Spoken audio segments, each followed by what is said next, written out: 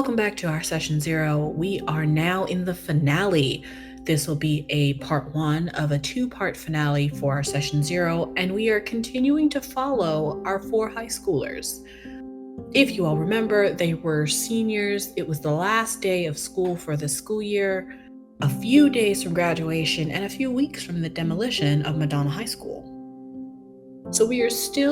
So in this session 0, our players are in a broken time. This is an alternate version of their real life campaign where our players are practicing the mechanics and building the lore. Willow, Caleb, Juke, and Jimmy have found themselves sucked back into the mysterious board game called the Red Bridge, but for one last time. They have made a promise to never return to the game after graduation. However, something went wrong.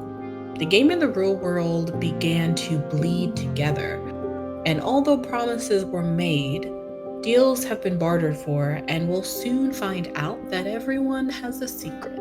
Let's see what the gang is up to as they explore this world called Ivaria inside the Red Bridge.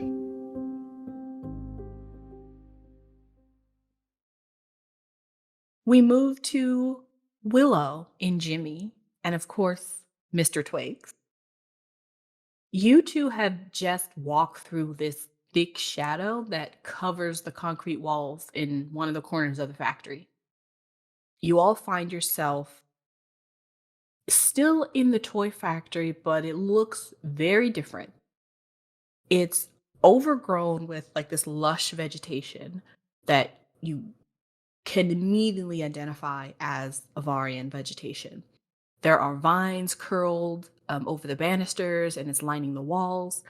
It's quite bright in here because there's a massive decaying hole in the brick wall where the front door used to be. The sun rays are kind of shining on the rubble, and what used to be what looks like the remnants of a factory, you think. This is definitely unusual because usually there aren't many human things in Ivaria. And this wasn't what you guys were expecting when you walked through the shadow to be in Ivaria like immediately. However, you all know where you are, so you all continue to move through the factory from like the corner to where the front door used to be, which now has a big old hole. And as you walk out, you can hear a loud and distinct whistle of a steam train. The shadow behind you is gone, and you find yourselves out smelling the scents of Ivaria. As you guys have walked out of the building now, you're standing in Ivaria. What are you all thinking as you kind of look around? Well, that's new. Just take a deep breath, and there's a lot of weight coming off his shoulder. In some ways, Ivaria feels more like home than the real world to him. As you both are outside, you kind of look around and you can see that the red station is just up the road. And looking back, what do we see? Do we see the shadow, or what's back the way we came? Jimmy, you look behind you as you guys are now out in the wilds of Ivaria, and instead of a factory, you see nothing. It's almost as if the vines that were kind of creeping up the walls had finally enveloped the remainder of the rubble that was there, because when you turn back you can kind of see that the vegetation is moving, but there is no building. Does it feel like we have a connection to Ivaria? You're already on the land. If you wanted to try to commune with the land, you can, to see if you have a connection. I'd like to. Okay. What are you looking for in that connection? He feels like he's been here so many times. He wants to see if he can still communicate with the land the way he has in the past. So maybe he just wants to see if he can, summon like a sword or something out of the earth, or just see what level of, how connected he still is with Ivaria. Okay. I would say to really test that, you would have to do something that you have done before to kind of test if it still works. Okay. So what would you think Jimmy would have done many times before, and now it would just be second nature for him to do? I would definitely summon a sword out of the ground. Okay. I am gonna make a roll as you do that.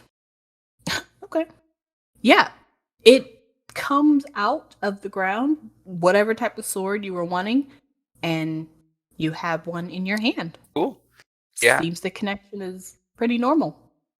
So yeah, he just reaches down, and as he lifts his hand up, the earth underneath it kind of forms into the hilt.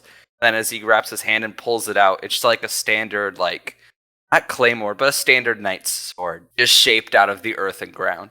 Looks like this still works, Willow. Now you're a knight again. This is my kingdom. Willow and Jimmy, you two realize that you are closest to the red station. You are closest to the red station, and the whistle is coming towards you. So you know that if you can get to the red station, you should be able to get on the train, or at least stop the train, because again, the train goes to wherever the people are on it wants to go. So they may not be wanting to go to the red station, but they may be going past it or going near it. So you do know that if you can get to the red station, you can at least wave it down. And you're pretty sure that Caleb and Juke are most likely on the train, because the train doesn't move by itself. Let's go catch us a train. Heck yeah. You all walk up to the red station. The red station looks very similar to the blue station. All of the stations kind of have the same look. It's a red brick building this one has a red roof, and it has, wooden doors that have glass in them, and a glass opening that looks out into the platform, and the platform is made of stone.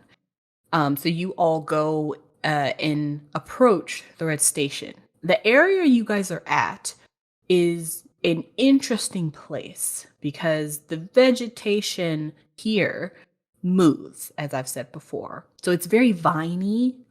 It's kind of bright, almost neon green vines that sort of cover the clay.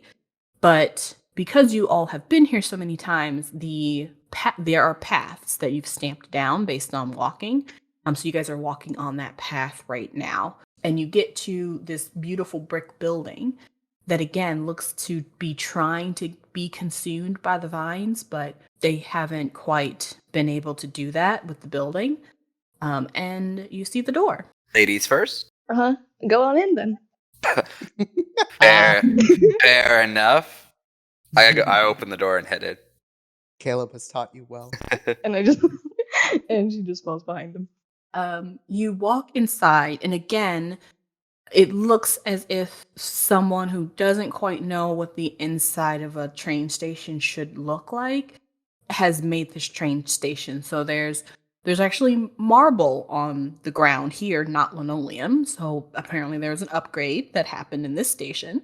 The chandelier is a bit bigger, but there's still just the one casting the little bit of light. And there's just 2 benches, just 2. And they are in they're on like the sides of the walls. They're not even in the middle. So the middle is just completely empty. And as usual, there's a spot for where a kiosk or like a desk would be, but there is no desk. And instead, there's an attendant. Willow, what does this attendant look like? His name is Paul. He's a little like wolf deer mix. Has antlers, but he's like covered in foliage. He's got his little attendant tattoo. It's like a fox deer hybrid. So it's like slender, kind of like a deer, but has like more features of a like fox. Okay, then you guys come upon this slender, not as fluffy fox, wolf, deer creature. It has wooden antlers that poke out of its head and almost fluorescent green eyes. And it, just like the police station, it sits there and waits for you to approach. Have we met Paul before? Roll brains, DC 5. Willow, you 100% know who Paul is. Yeah, this is Paul. Who wouldn't know Paul? I'll be very disappointed if you do not get hired. Look. There we go. you remember Paul. Now, and I will say because you're with Willow, Willow is the creator, I guess you could say, of this animal coalition, where every station has some sort of a creature that is the attendant. This happened a couple of years ago as she kept coming back to the world. Both you and Willow, you guys really, made this place your own domain, as you are wont to do, even back home. And so you're pretty familiar with the coalition, and you know that a lot of the stuff that Willow created, you kind of helped with, including a lot of the spiels that they have to say. You guys are the only people that come to this world. There's really no reason for the spiels, but you and Willow find that type of stuff fun. So it's a job, and they all take their job seriously. So yes, you all come across Paul, who is just sitting there politely, waiting for you to approach him. Howdy, Paul. Well, hello there, sir. Miss Willow. It is so nice to see you again. And congratulations. Welcome to the Red Train. So this is said to you guys every time you come to the Red Station, because it's always the last station before the Red Bridge, and it's in the spiel. So they say it every time. So welcome to the Red Station. I hope your adventure was wondrous. The train will be here shortly. Your tokens, please. Well, do you have the tokens? I just go into Jimmy, just like, hey, did you happen to grab any of the tokens? No, no, I was busy. Hey, Paul, how you been doing? It's been a while. It just starts up a conversation. Oh, well, thank you so much for asking, Miss Willow. I'm actually doing really well. Yeah, I come in every morning at 5 a.m. and I just sit here, as instructed. And I wait for someone to come by, which no one ever does, which is fine. That is depressing. I'm gonna have to get some games set up in here so y'all can have some fun at least while y'all wait. Yeah, that's probably what we need is games. So yeah, I just sit here silently and politely and wait for someone to come by, and then when someone does come by, usually quite randomly, I say congratulations, welcome to the Red Station, and then they leave. Willow, we should set up like a two-teller system where we put another one on the other side of the room, and then they can talk to each other and like make it a competition to see who can get people to come to them and give them the tokens. Oh my gosh, you're so right. We're so gonna have to do that. But first, Paul, we don't seem to have our tokens. I believe Caleb has them. Do you think we could get on the train so we can try and find him? We think. Oh, no tokens? No problem. The Willow Animal Safety Coalition has you covered. And he produces 2 coins. They are clearly hand stamped, and they're actually made of like a black glassy rock. The stamp on the coins, is WASC, which stands for the Willow Animal Safety Coalition. And he kind of hands them out to you two. We actually got a delivery of these temporary, and he kind of uses quotations with his paws, temporary coins just this morning. And he kind of shows you the signed paperwork. Willow, make a grit roll, please. DC is going to be 10. Ooh. Oh gosh. All right, hold on. What do you? Let's see. Okay, I can possibly do this since I have a D12. It's a 2. Yeah, take an adversity token. So Willow, you look at the paper. First of all, you look at these coins and you are shocked. These should not be in circulation for a number of reasons, but the most important reason being you destroyed all of them a long time ago. Number 2, even in your shookness, even in your shookness, Even if I'm shook. when Paul shows you the paper that shows the delivery, and you see that signed in a jet black ink, that seems to actually have like eaten away a little bit at the paper. It reads a name that says the Warden. So, Jimmy and Willow, you both are staring at this piece of paper. Jimmy, you are familiar with all of these, like, all this paperwork of like deliveries and stuff like that. You helped kind of design the whole flow of system. But the name the Warden doesn't mean anything to you. You assume that's probably perhaps another, mystical creature that is employed with Willow. You don't know. Willow, you are stuck in your spot. You are staring at this piece of paper and you are shaking with anxiety at this moment. So, Jimmy, you would notice that. I think I reach for the coins and then kind of like look over to Will. Hey, Will, you. She is going to grab the coins and go up to Paul and is just like, how many of these are there? And she's like gravely serious. Oh, we got a whole box. Great shipment, I think. I think 200, 300. I have not finished counting them.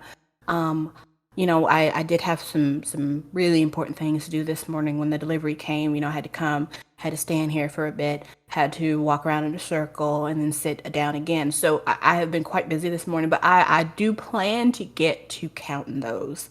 But I think there's like 100, 200, I believe. Did you want more? Did you want me to? No more. Okay. So all these boxes that you have, I want you to destroy them immediately. Destroy them? We do not have any more of these in the stations. These are banned. I don't know who agreed to this paper here. Do you know who did? Well, I'm not sure, ma'am.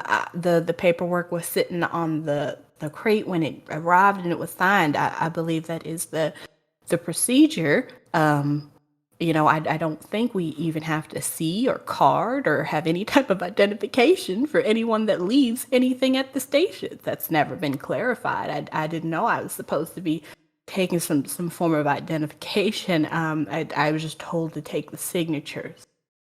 She just takes a deep breath, just like, it's okay, Paul. I understand. I'm going to have to update the rules. Any of these boxes, any more of these coins that you have in stock, I want them immediately destroyed. All right, do not hand any more out. These are not supposed to be in circulation. For now, we only these 2 coins that me and Jimmy have. We will be keeping them for time so we can travel and try to find, our actual coins. And then we will also destroy these 2. If anyone else comes into this station, make sure to jot down their information. I'm gonna have to add that to the rules and regulations. For now, Yes, ma'am. hope you have a good day, Paul. Now, if I could just interact. Now, I do not know how to, ma'am, but so I'm not quite sure how to. And his eyes start to well up with tears. Oh. Yeah, I was not trained in these changes. I apologize. Oh, she just starts covering it. She's like, I'm sorry, Paul. I didn't mean to overwhelm you. Just how about you take a break? Go calm down. I'll be sure to inform everyone of these new changes. Where are the rest of these tokens boxes that you said were dropped off here?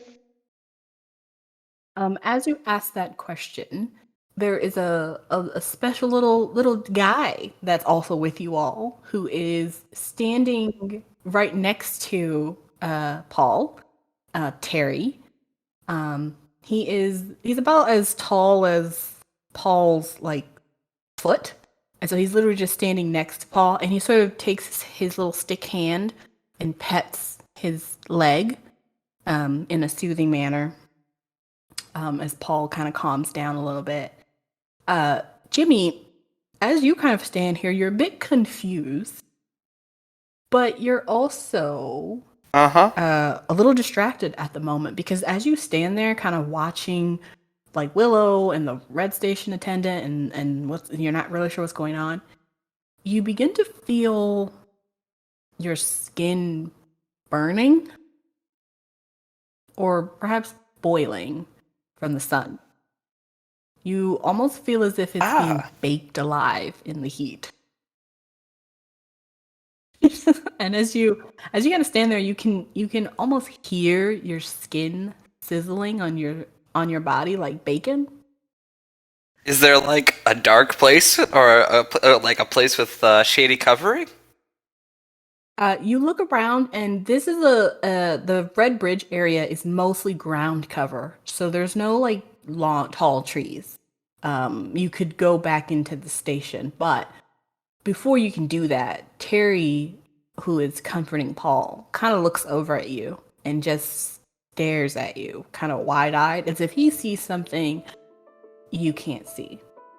Go ahead and make a grit roll, DC 12.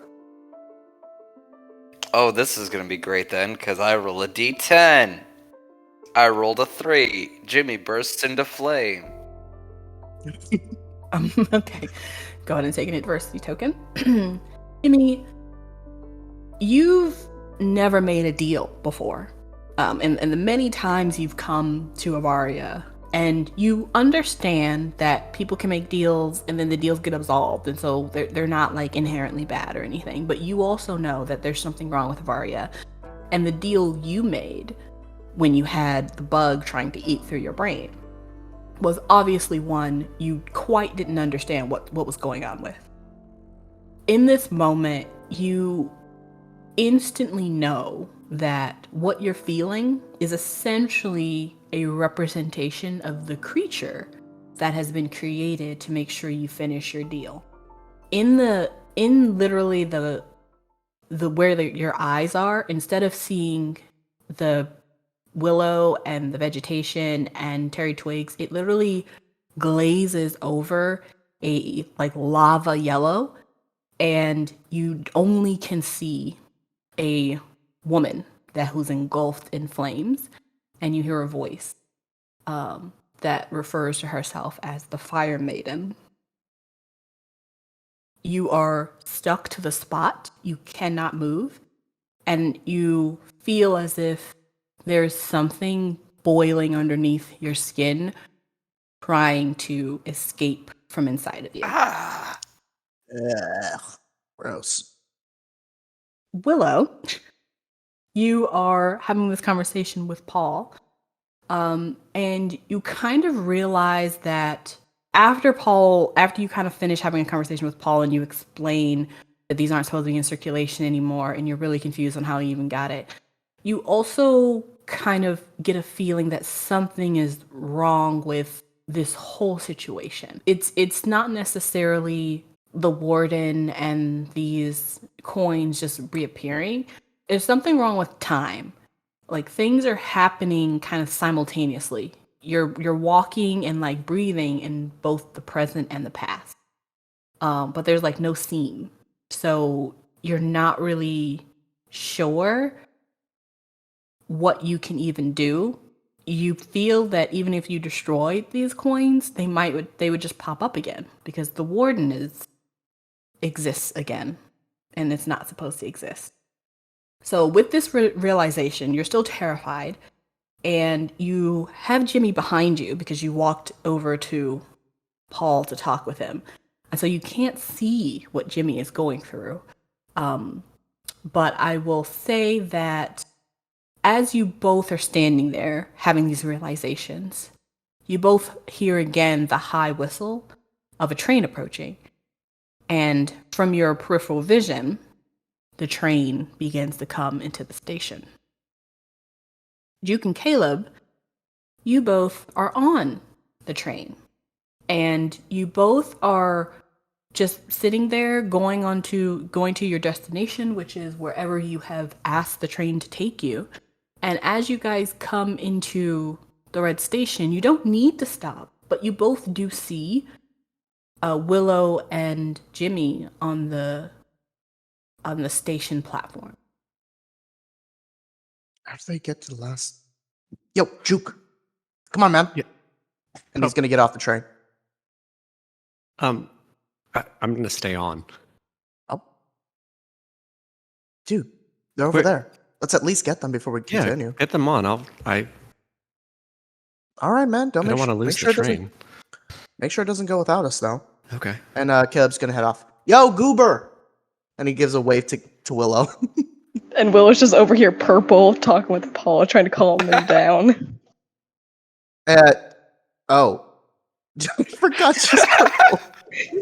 She's like, Maybe he "Ooh." stops halfway through and saying Goober just to look. You trying a new hairstyle and skin style and everything style? What the hell? Willow just looks at him. It's like, okay, and looks back at Paul. She's like, all right, just calm down, Paul. I'll be back in a second. She walks over to she walks over to Caleb. And she's like, I'm a plant. Oh, really? A plant? That's not the first thing I thought when I saw you looking like a grape. Okay. My blood tastes like the little fruit. Your blood? Oh, okay. Let me guess. Ivaria shenanigans? I don't know. Paul's over here neither having a do I. breakdown. Actually, what is Jimmy doing? And she just looks over at Jimmy and is like, what are you doing? Oh, right. Listen, Juke's already on the train. We're just going to go over there, deal with his thing. We can probably deal with your thing while we're there. I'm going to go get Jimmy. Sound good? Sure. Let me just finish talking with Paul here. Yeah, go for it. Don't break anything while you're gone, you crazy person. My bones He's are gonna walk jello. And she just wiggles her arm. You see complete confusion on his face. Like, more than usual. She's like purposefully trying to confuse him too. She's like, I don't care. I'm jello. Yeah, you have fun with that. Alright. Yeah, Caleb's gonna walk over to Jimmy and just like snap a few times. Yo, buddy. Wake up. Okay. So you are next to Jimmy, or you're in front of Jimmy, trying to wake him up. Willow, you walk back over to Paul and Terry. You guys are on this platform that is a regular platform, so it's pretty long and wide. But you guys aren't taking up all of the space. Willow and Juke and Caleb are not Juke and Caleb, but Jimmy and Caleb, you guys are a couple of feet away from each other, but you're not too far. As you are all doing what you're doing at this moment, you all hear a light rumble. And then suddenly, I need everyone that's on the platform to make a flight roll. DC 9. Oh. I got a 6 in flight. That's not gonna turn out well. Tell you right now, my flight is not gonna work. Out of a No, 4. Willow, you're the best at flight. Why? Rolling hot To today, be everybody. fair, I am like paralyzed by fire. I got a 5. I got a 2, I think. The DCM was 9. So who got, was that 5? Yeah, so who got less than a 5? That'll be Willow with an astounding 1 on a d20 roll. All of us, I think, And she right? had to... Interesting. Okay. Not the best. Give me a moment. I also rolled for the attendant and Mr. Twigs. So, let's see what we got here. Willow. Colossal failure. Jimmy, you got a colossal failure. Caleb, okay, well, you did okay. You did middle of the road. The attendant got a 4, unfortunately, which is Paul. Terry actually got a 7. Man, wow, these are not great. TPK, TPK, I mean- TPK. Oh, it's fine. Oh, wait. We did fail, so adversity tokens. Perfect. Yes. I'm really stacking them up now. Yes, So I will I will literally go into a spiel about combat, and then I will allow you all to, organize your diversity tokens, see if you want to, give some to others, make a plan essentially. So let me go into that. As you are all standing on the platform, and then Juke, you are on the train, but of course you can see all of this. Uh-huh. And you can make a decision at this point whether you want to get off the train or whether you want to stay on the train. If you want to stay on the train, go ahead and make a grit roll. If you want to get off the train, you're going to go ahead and also make a flight roll. Do I get to know what I see first? Yeah, so you essentially see essentially a comically huge sized black mallet made of like shadow that slams onto the platform, crushing the attendant flat. Oh. And no. barely missing Mr. Twigs, but you all hear a snap as something snaps off of Mr. Twigs. The mallet is kind of shrouded in like darkness and shadow, and instead of like lifting itself after it comes back up after smashing the attendant, because Willow was walking towards the attendant, as it smashed down, Willow from the blast was blown back and she skids across the platform and is knocked out. The shadow reforms into a humanoid shape and immediately tries to lunge at Jimmy. This all happens within a couple of moments, and you see this from the train. And everyone has essentially seconds to react. All right, I'll definitely go ahead. Sorry. I'll definitely head toward the door of the train, or try to head out there. No, the DC is 9 still. Okay. My flight is 8. I got a 2. Okay, so I'm not going to bother. Well, you're trying to make your way there, but you don't even step out onto the platform. As you see it, and it kind of, this whole situation kind of stumbles you back because you just weren't expecting it, and you're trying to make it from your seat to the front of the train, but you're not going to get off the train before something else happens, essentially. Is Jimmy going to do anything about the shadow person lunging towards him? Because if not, Caleb will do something. Am I still paralyzed by the fire maiden? So this is what we're gonna do. We've officially entered combat, and so I'm just gonna give a quick overview of the combat in Kids on Bikes. So the creature got the drop on you all. So they are kind of like first, but it's also a surprise for you all. So the creature will roll like an attack, which is going to be their brawn or their fight, and then you can choose what you want to roll against. So if you want to stay and fight, it's going to be your brawn or your fight, and if you're going to dodge or run, it's going to be your flight. So Jimmy, if you see that you're getting lunged on and you want to dodge, you're going to roll flight. Does that make sense?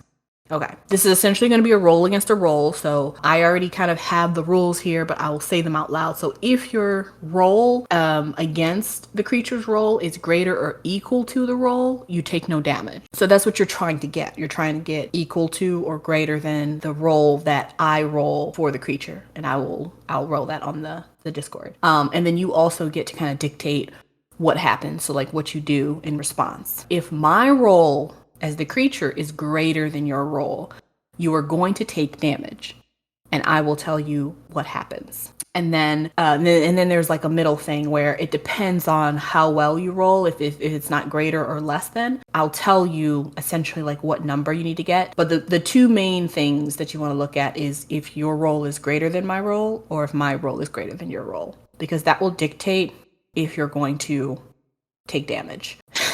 Don't roll 10 or more under whatever I roll. Okay, combat in this game happens in real time, so it literally happens within seconds. So if you want to help another player, you'll just need to explain to me like how you're doing that, and then we can figure out like how much time that would take to see what you can realistically do. But there's not really like an order. You guys can converse and talk about how you want to move forward with like trying to defeat or save each other. Right. So how we're going to kind of show this in the game is we're essentially going to like slow down time, like the Matrix. So right now we are in combat, and then I am literally going to like kind of stop time, so to speak, where you can all plot together.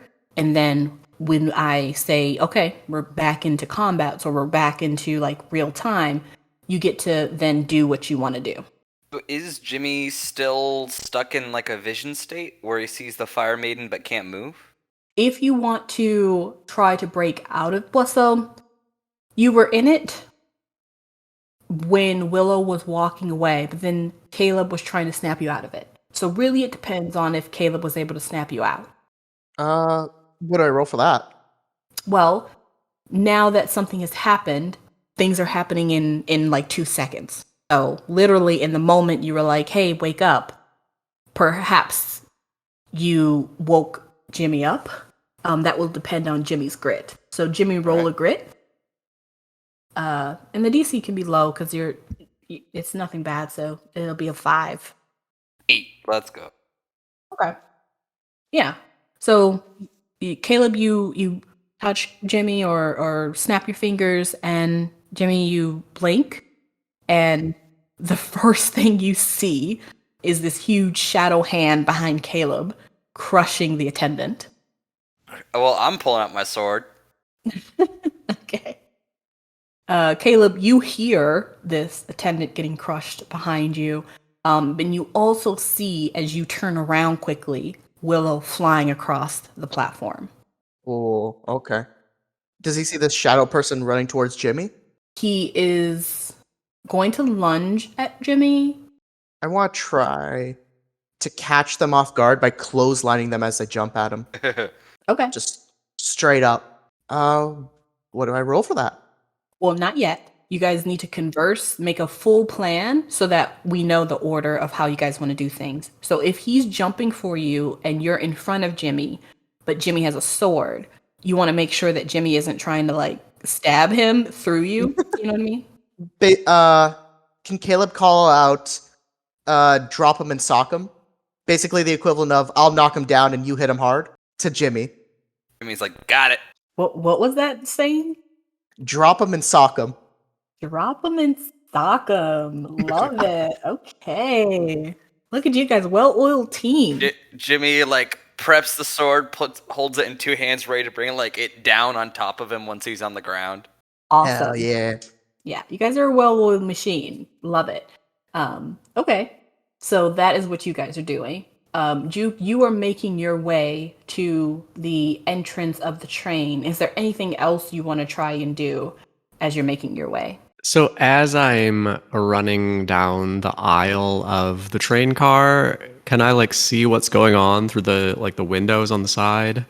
Yeah. Would it be possible to like shout out the window to like help, like seeing things from a different perspective, like Caleb, go to the left or something like that? You're giving me boxing training. Yeah, so where you are on the train, you have a pretty good view because you can see the side view. So you see Willow on the ground, you see Jimmy and Caleb like gearing, like they're getting ready for this incoming fight. And you also see this creature lunge. Now, from your view, you do see that the creature to Jimmy and normal looks like it's lunging directly at them in a humanoid shape, but you can see that Mr. Twigs and the attendant are still at its feet. It almost looks like it's kind of like being puppeted, this humanoid figure. So there's actually like a blob that's still on the ground, right behind it, and it's like pulsating. And the humanoid shape is like lunging from this blob. So you'd have to make a brains roll, or you'd have to make a brains roll to maybe figure out what that means. But you can see that, and Jimmy and Caleb cannot. Okay. Should I go ahead and do that? The brains roll? So that's what you're wanting to do? You're wanting to stay on the train, or you're still trying to leave? I think I know I'm not going to get there in time to do anything, so I might just like shift over to the window and try to like try to provide tactical assistance, I guess. Okay, tactical assistance. I love it. Okay, so we have Caleb and Jimmy going straight for a dual team attack, and then we have Juke, who, from his view, can see a little bit more clearly, and then Willow is knocked out. So that's where you guys are right now. So what we're gonna do is I'm gonna come back into combat essentially. So I'm gonna let the world it roll out, and you guys are just gonna tell me what you want to do. So we will start with coming back and having Juke be at the window as he's making his way out as the creature lunges. So Juke, go ahead and roll a brains, Okay. DC 12. 12. Okay, I'm rolling a 10, and that's a 3. Okay. And I don't have enough adversity tokens to do anything with that. Okay. What? So, If I pushed that up to like a 7, would that make a difference? do you want to do that? I mean, would that do anything for me? It would give you a little bit more information than you were going to get. Yeah, I'll go ahead and do it. Okay. Well, with a 7, you don't 100% understand what this might mean, but you do get the feeling that this creature is smarter than it looks. So it's not just something that's just attacking them for no reason. And you also have a sneaking suspicion that, number one, this is 100% the shadow that you guys know is doing some nefarious things. Caleb and I didn't see the shadow, though, right? No. Okay. I don't think you did, but you do know that there's something trying to merge the Right. two worlds. So you do know that this is probably the thing that's making all of the issues. However, you don't, with a 7, know what it's connected to, like what this thing is. So I will say that you know that it's smarter than it looks. So perhaps the drop 'em and sock 'em that you can kind of see Caleb and Jimmy are about to do might work, but also they might want to do have a backup. Okay. So could I shout something like, or I guess I will shout, there's another thing behind it. Okay. That actually gives Caleb an idea if he hears it. Yes, you guys hear it. He shouts it loudly, and literally as you are both getting into position, you hear Juke say this as the creature gets closer to you. Do you change your tactic? Personally, for the moment, no. Because as of the moment, the only thing Caleb needs to do is stop this thing from, I don't know, tearing Jimmy a new one. Mm-hmm. Okay. So he's going to continue with it, but he has a plan afterwards. Okay. So this creature lunges at you. You're not stepping in front, but you're trying to clothesline him. So you're stepping like forward and a little bit to the left or something like that. Okay. Depending on how good the roll goes, I'll describe it as such. Okay. Because I can still technically roll a 2. This creature, which is, unfortunately because Willow is kind of down, you guys might not know what it is yet, but this creature is going to roll brawn. So what are you rolling? Your brawn or your fight? I want to roll fight personally, because that's better. All right. Let's see how we do. It is a D12 plus 1. Okay, his brawn is a D20. Oh, God. Yeah. Roll a 12. Roll a 12. D12. And then I'll add that one. Ah, so close. How much adversity can you burn? Well, I have 5. So technically I can score even if I wanted to. yeah, you could. Would that give me a win, or would that just tie it? That would give you a win Okay, yeah. because it'd be equal to. I'm spending every last adversity token I got. Okay. This creature lunges at you, Jimmy, and you, Caleb, you sidestep to clothesline it. And at first, it sort of almost can kind of see what you're doing. So it kind of rears up, but it thinks that it can like take it. Like it thinks it can just like go straight through your arm. And instead, you knock it back and it literally kind of like moves back. So unfortunately, it does move out of like range for Jimmy to do something where it would come down on it because it doesn't hit the floor, but that's because it is connected to that little pulsating shadow. And so the pulsating shadow essentially pulls it back to it, but you do hurt it. And it looks fairly damaged from your hit. And it also looks quite angry. So what it's going to do is it's actually going to start to let its body bubble, and the shape changes to kind of thicken out this humanoid shape that used to look like, a normal guy, now looks like he benches, 450. And he is going to ready to again go at Jimmy. So now Jimmy, Caleb has rebuked this creature, so it's further away from you, but it's going to come again. Do I recognize this guy?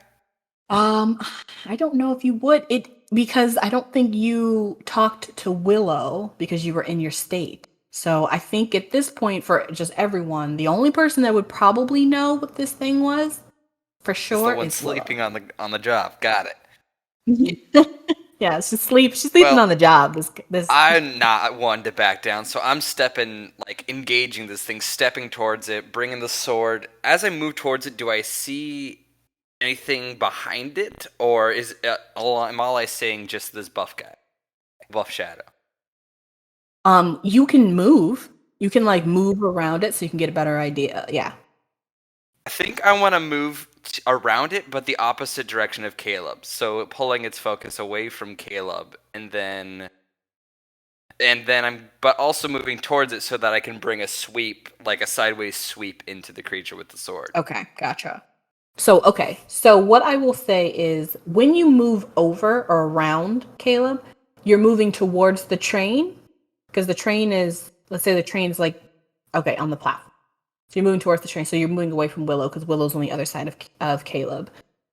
And you're trying to attack it, right? Yeah, basically engage its attention, hit it hard. Okay. What are you rolling? Fight. Okay. It is going to obviously see you, but it's going to try to, because you're getting closer to it, it's going to try to grab you again. So it's just going to take the hit and hope that it doesn't hurt it, essentially. So go ahead and roll your fight, and he's going to roll his...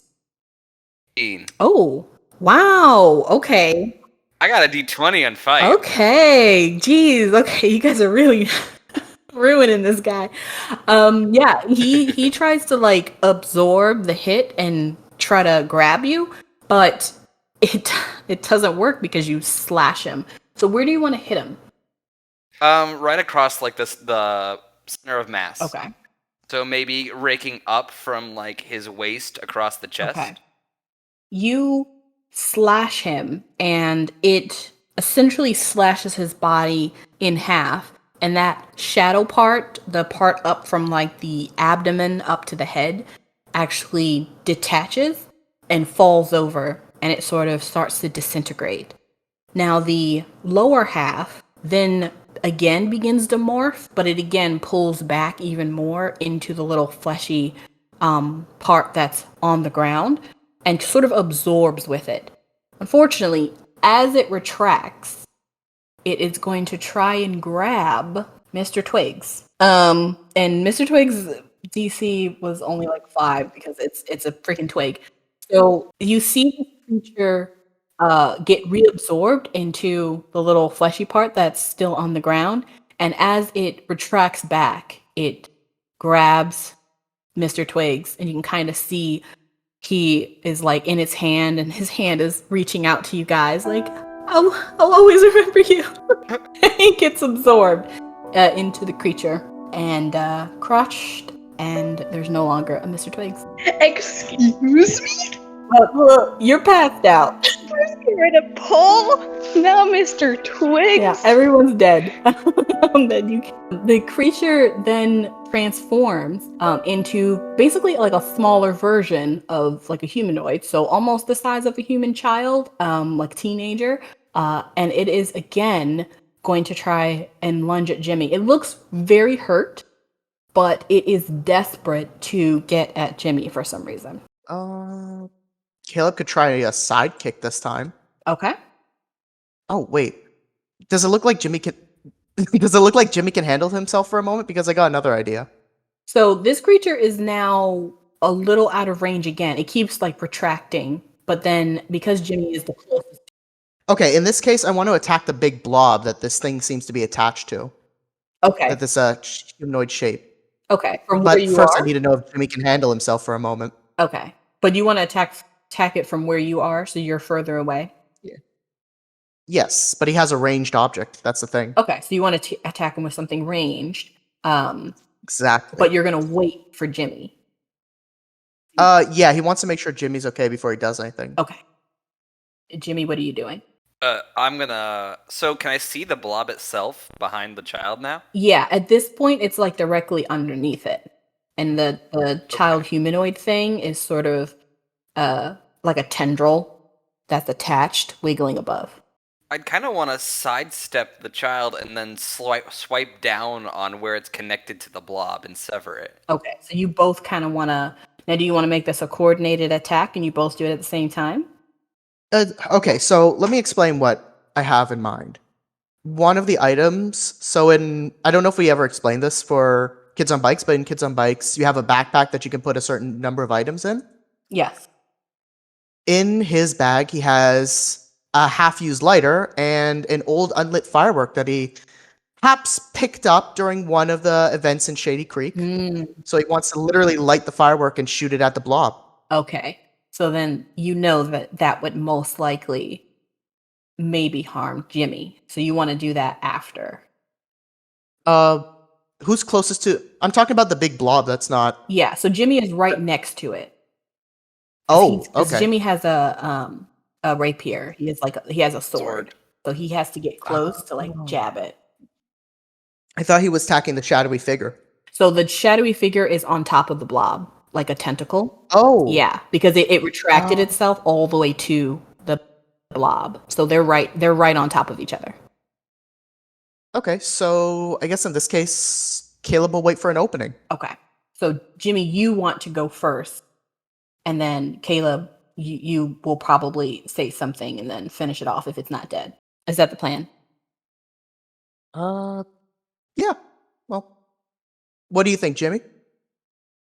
Jimmy's isn't really paying attention to what the others are doing. He's more just going in. He's going to try and cut this thing and maybe not so much kill it, but render it inert. Okay. Okay, go for it. Okay. Then while you two are doing that, let's give Willow a time to wake up because you've been out for a while. So Willow, go ahead and roll grit. You were flinged away, but you should be waking up by now, so we'll make it an 8. Your DC an 8. And then Juke, you should be outside of the train by now. If you wanted to leave the train, or did you want to do something else? I think I want to get. My first inclination is to like run and try to get Willow up. Since it seems like Caleb and Jimmy kind of have things under control, so that's where I would be going. Well, looks like I'm still down. I got a 5, and with the -1 I have, so that's a 4. Mm-hmm. Yeah, you can see Willow on the ground, sort of trying to get up, but it's clear to you, Juke, that she might have a concussion, so she's not going to be getting up. How nice. How do I always end up getting a concussion in these things? Your rubbery skeleton probably didn't help. So Juke, you go out and you run to Willow's side, and Willow, you're conscious, but you have a concussion, so So I will say that Juke, as you get to Willow and you start to kind of help her regain her composure, Jimmy, go ahead and roll your fight, and I will roll this creature's. I'm actually going to roll this creature's flight, because I think at this point, they know that they want to get away from you. They know that your strike is dangerous. So this creature tries to, outmaneuver your sword, but your sword strikes true. And are you stabbing or slashing? I want to sever the Okay. tentacle and then kind of prep to see if it's going to try spawning any Okay. more. I would also... Yeah, go ahead. Oh yeah, you slice that off easily, and again, it does the same thing. It kind of falls over and then begins to disintegrate, and it's just the blob left. If the blob looks like it's trying to get away, I would almost try and stab and pin it to where it is Ooh. without killing it, but basically making it so it can't run Okay. away. Yeah. Ooh, if you do that, Caleb could throw in that firework. Okay. Yeah. It would blow up, but if we could jump away at the last second. Okay. I am going to make a roll for the creature. I'm going to roll their fight because, well, actually, yeah, I'm going to roll. Did Willow see Paul get squished? Well, you did for like the moment because it was the blast that threw you back. So you do know that Paul got squished, but you don't know that Paul is dead. You'll have to wake up to see that. Okay. So the creature, it tried to like detach itself, and so you kind of see it create a blade of shadow, and it tries to like detach itself. So what you are kind of learning just looking at it, Jimmy, is that this blob is kind of like a root, and it kind of puts itself somewhere, and then the tendrils come out to like attack. But it is like out of tendrils essentially, like it needs time to recuperate, so it's trying to dislodge itself so it can run away. And it is able to do that because its fight was a D6, so it does kind of swoop really quickly and unhinges itself, and it begins to try to roll. But you can try to stop it before it is able to roll a flight. I'll definitely try and Okay. stop it. Well, then what are it's going to be against its flight. All right, let's see. I think Jimmy would again just try and like almost like use his sword to keep it like corralled, stabbing down to either pin it if that seems the most effective, or using it just to kind of like block it and use his own like body and the sword to keep it from going where it's trying to go. Okay. Go ahead and roll your fight. And I'll roll its flight.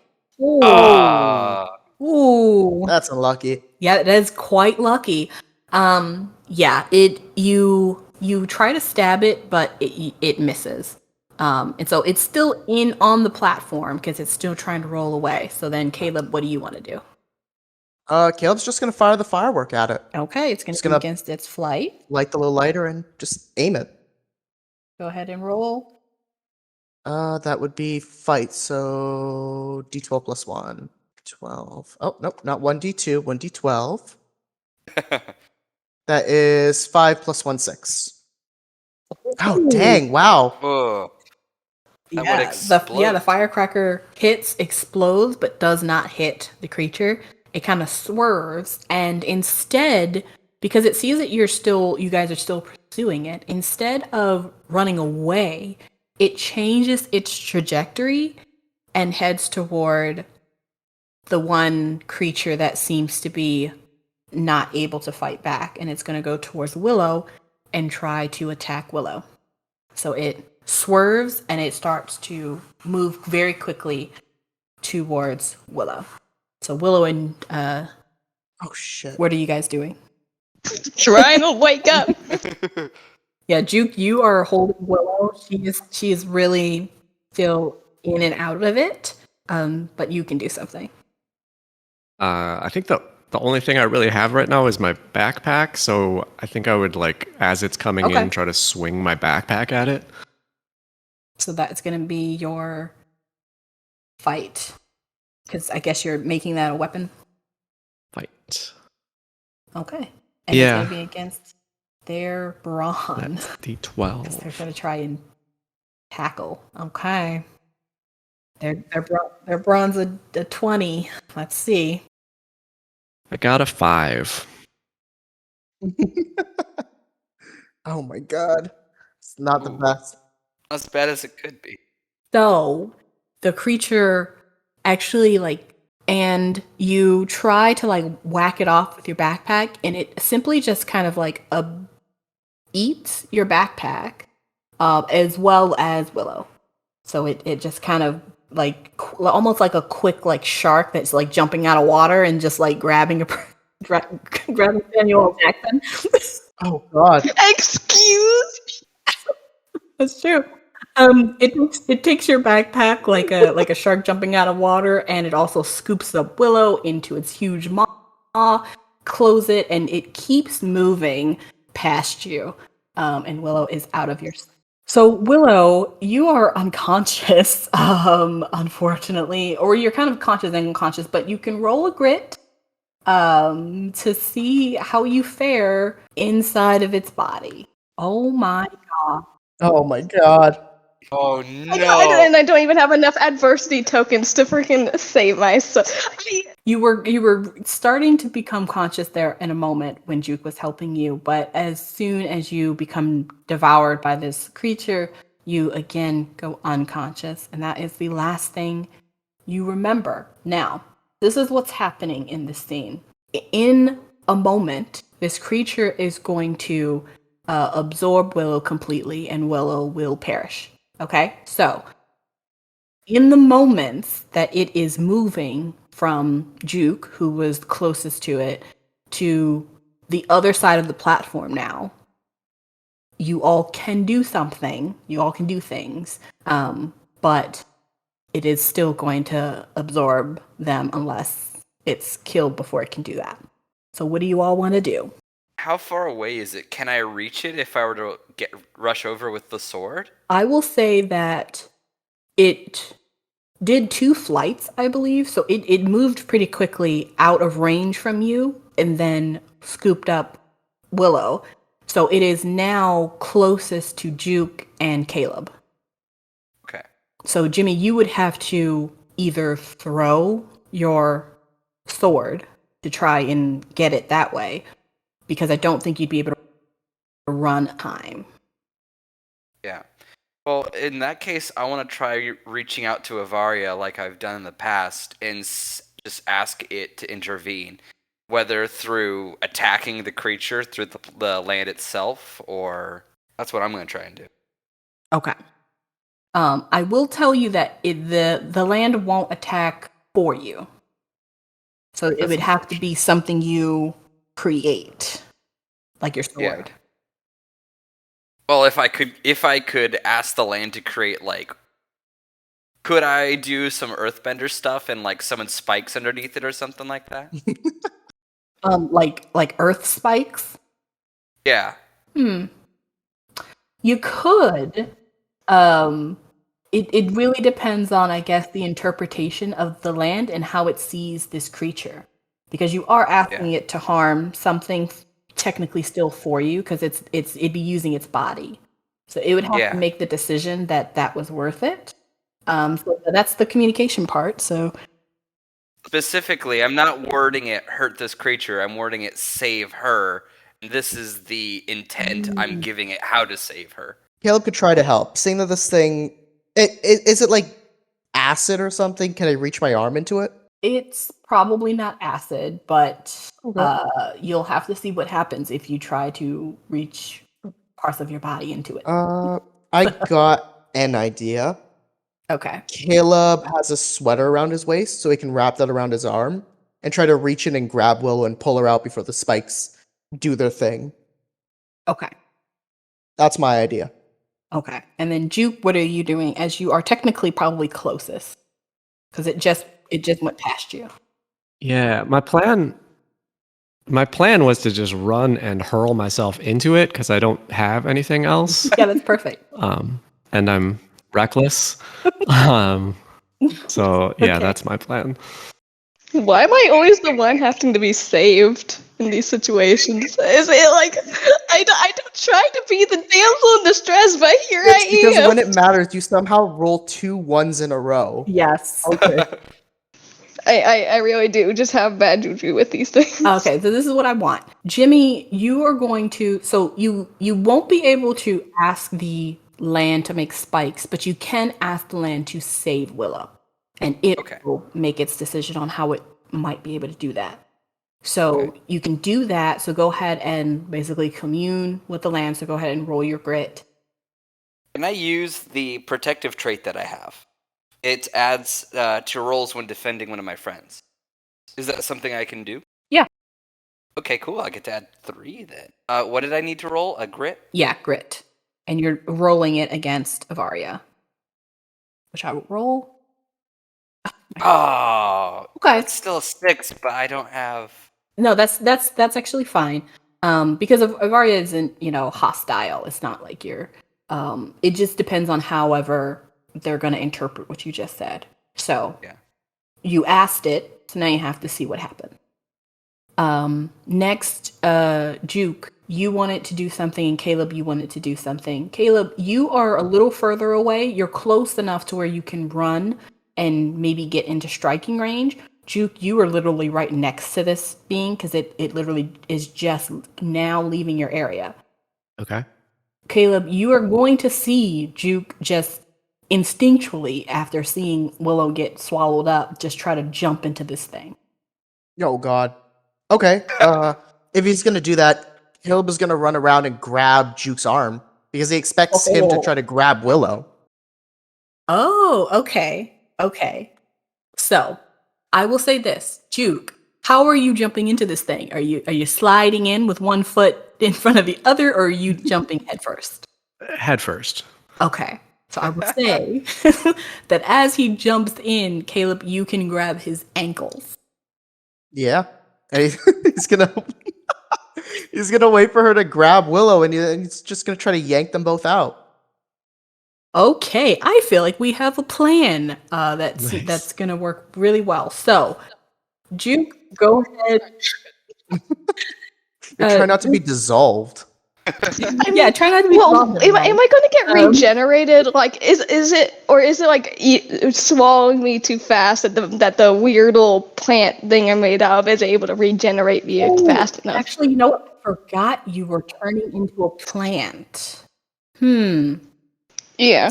Okay, so then we're gonna do it this way, because thank you for reminding me, because you're technically a plant, or you're turning into a plant, and you're specifically turning into a plant that's on Ivaria. So that does make a difference. Yeah. So actually, as all of this madness happens, Willow, you are unconscious. However, your body is still, you're not your body. So go ahead and roll a fight roll Okay. My second to worst one. as this thing tries to devour you. That's a 4. Oh, Wait. Oh, No, that's okay. Yeah. So it is attempting to like digest you essentially. And like there's a shadow within a shadow within a shadow that is trying to make you smaller and smaller and smaller. However, the new blood that is now going through your veins, it almost is like putting like saran wrap around you. So it's having a hard time. Having a hard time digesting you. Yeah, you're saran wrapped by plant things. It's having a hard time digesting you, and it's actually making it a bit like you can kind of see Caleb from afar. That you can see kind of like some rumblings, kind of making him a little sick as he's trying to digest. And as you're giving him the stomach ache and he's sort of really not really enjoying this digestion, you feel arms around your body as you're sleeping, as you're knocked out, and it is Juke who is able to jump into this creature. And Juke, I will say that what it feels like in here is it doesn't necessarily feel like you're like a regular digestive system that you would think feel. It feels more like you've jumped into like a foggy swamp. So it's like humid and the air is very thick. But you do feel as you like grab Willow, you do feel it that your skin is like itching, almost as if there's like a million like itsy bitsy tiny little creatures trying to like rip into your skin, and that would be like the shadowy smoke that's all around you. So you only have a couple of moments before you are devoured, but you are able to successfully like fully grab on to Willow, and as you are grabbing onto Willow, Caleb, you are grabbing onto Juke, and I need Juke and Caleb to both roll your bronze to see if you can pull out Willow. I was actually trying to grab my backpack. My tapes are in there. Priorities, man. Priorities. Rude. Poor people. Oh yes, 7 + 1 8. He's gotta get his possessions. My brawn is D6. Oh, there you go. It explodes. Hey. Does that explode? Yeah, roll again. What? Oh my What? god. Oh my Roll gosh. again. He's gonna get his bag and Willow. All right. So that's a 15.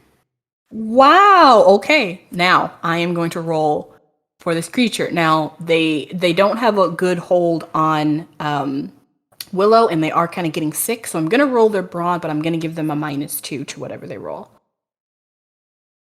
Oh. You have got to be kidding me right now. That's a 20. Why couldn't I get one of these? Would that 20 explode as well? Wow. Yes, that does explode. This jeez Louise, this is rough. So what I Really don't want me to be free. Even though it had exploded, I gave it a -2, so it's not going to re-roll because it's technically an 18. So, but you guys still didn't fail that much. Like you got a 15, so you're actually quite close to what it rolled, which is an 18. So you're still able to hold on to Willow, and Caleb, you're able to hold on to Juke, but there's a contention here. So the creature stops moving, and there's literally a tug of war with Juke halfway inside of this creature, and Caleb trying to pull you out, and the creature trying to keep Willow in. So while all of that is happening, what are you doing, Jimmy? I mean, seeing that like they've slowed down the creature means I get a chance to start running towards it. I'm gonna run towards it, and as soon as I can get within range, I'm gonna swing down on the creature, trying to avoid Willow and Juke, but trying to injure the creature enough that it'll release them. Okay, go ahead and roll your flight. And Ah. just see, yeah. Let's see how fast you got there. Yeah, that's done. 3. Okay. So you, Do I get to add my protective trait to this one? because you're protecting Willow. Hopefully. Let's see what happens, and then you can make that decision. How about that? So remember that you did ask Ivaria for help. So as you are making your way there, realizing that you're just not going to make it. Either Juke is going to get eaten, and maybe when he gets pulled in, Caleb's going to get pulled in. You're going to see a horror show in front of you of all of your friends slipping into this creature, and there's nothing you'll be able to do about it. And that fear and that anger and that determination kind of comes up in you as you are sprinting as fast as you can towards this creature.